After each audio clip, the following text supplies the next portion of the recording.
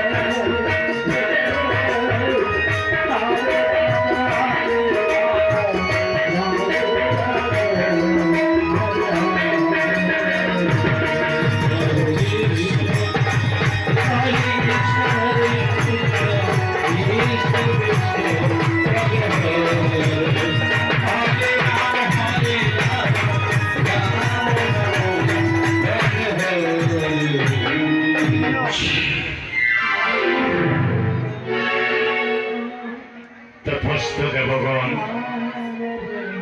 সমস্ত দেবতারা দারুণ চিন্তার বোঝা মাথায় নিয়ে ক্ষীরোদ সাগরের পাড়ে একত্র হয়ে দেবতারা তোমরা স্মরণ করেছ তোমরা বলে কহ দেবগণ কিবা কারণে কিবা আলোচনে স্মরণ করেছ তোমরা বলে আজ্ঞা পালন করিব যে নিশ্চয়ই।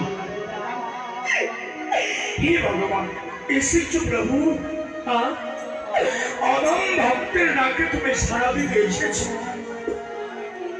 সেই তুমি চাই দেখো সম্বরী শক্তির সমস্ত দেবতা আমরা পরাস্ত, সকল দেবতাদের শক্তি দিয়েও আমরা সম্বরী শক্তিকে বিনাশ করতে পারিনি। হে ভগবান স্বর্গ মধ্য পাতালে দেবতাদের স্থান নেই, স্বর্গ মস্ত পাতালের অধিকার অসুর সম্বরী শম্ভু।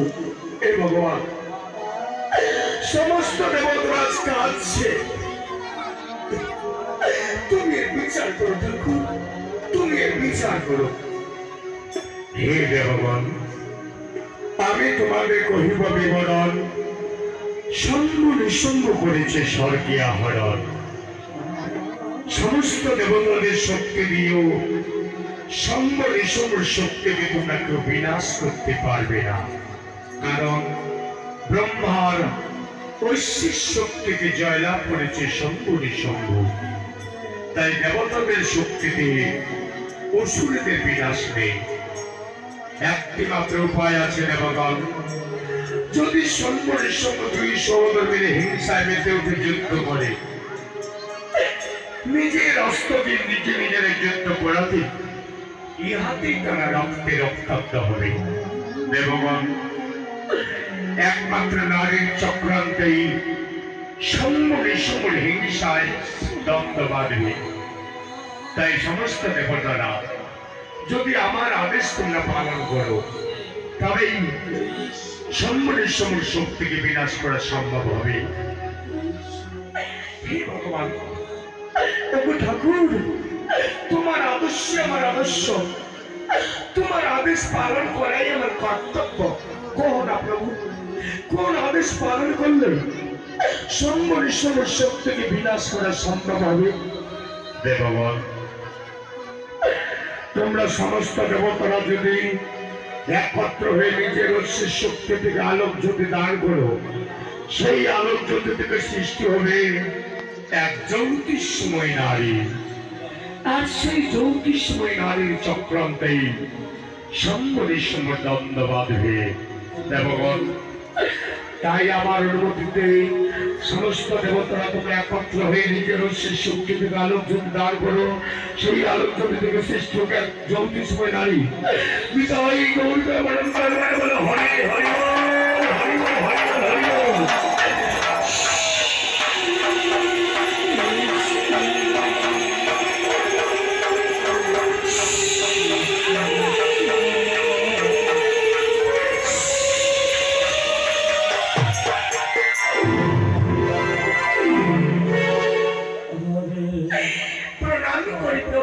চরণে অকালে অনাসে সৃষ্টি করিলে মরে কিবা কারণে প্রভু আজ্ঞা পালন করিব যে নিশ্চয় তথাস্ত দেবী।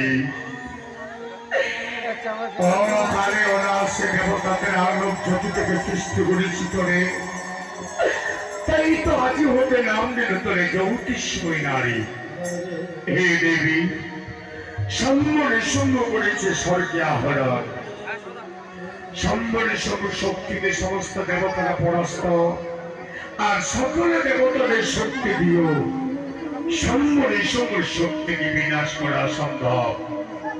একটি মাত্র উপায় দেবী, যদি সম্বরে সঙ্গকে হিংসায় মেতে উঠানো হয়, ইহাতে যদি তাদের দ্বন্দ্ব হয়, তাই দুজন দুজনকে যুদ্ধ করাতে তারা নিজের অস্ত্র দিয়ে নিজের নিজের রক্তে রক্তাক্ত হবে। এই হচ্ছে তাদের মৃত্যুর কারণ। হে দেবী, তাই আমি তোমার হস্তে তুলে দিচ্ছি পুষ্পমালা, আর সর্বাঙ্গে বিশ্বরূপ নিয়ে তুমি চলে যাও সেই পথে প্রান্তে। পায়ে সোনা নিপুর বাজিয়ে রণঝুরুক নৃত্য করবে, আর তোমার নৃত্যের ঝঙ্কারে সম্বরে সঙ্গ তোমার সম্মুখে আসবে। তোমার রূপে তারা পরে অভিলাষী হবে, তোমার হস্তের পুষ্পমালা তাদের বলে নিবেদন করতে বলবে। না দেবী, তুমি যে কোনো কারণে সম্বরে সঙ্গর গলায় পুষ্পমালা নিবেদন করবে না। তুমি চক্রান্ত করবে, তোমার চক্রান্তে যেন তাদের হিংসা বাঁধে। তোমার আশীর্বাদে আমি যেন সম্বরে সম্বর হিংসায় মেতে থাকতে পারি। তথাস্ত দেবী। আর আত্মশক্তি মহামায়া আদেশ করো প্রভু। শোনো দেবী, এভাবে বারবার অসুরের আবির্ভাব হয়েছে, হয়ে স্বর্গকে আক্রমণ করেছিল। আর যতবার স্বর্গে দেবতাদের আক্রমণ করেছিল, ততবার তুমি ভয়ঙ্কর ভয়ঙ্কর রূপ ধারণ করে এক এক করে সমস্ত অসুরদের বিনাশ করেছিলে। যাও দেবী, আজও সম্বরের সম্মুখে তুমি করো বোধন।